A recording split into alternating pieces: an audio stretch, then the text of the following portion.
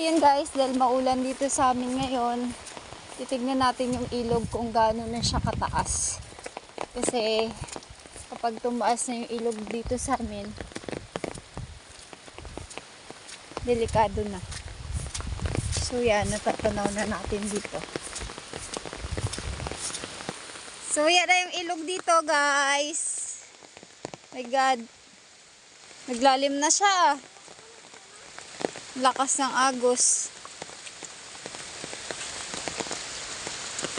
Yan na, tumaas na.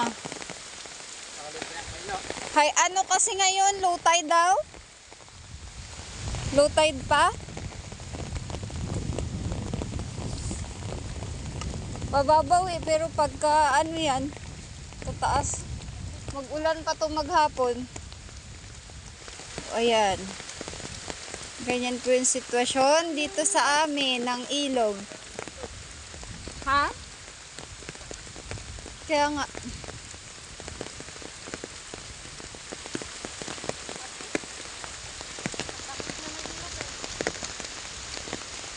Ang bilis ng agos oh. Lakas.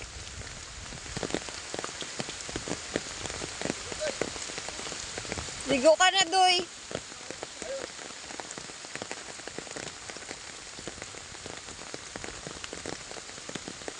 Kakatakot oh. Grabe yung agos.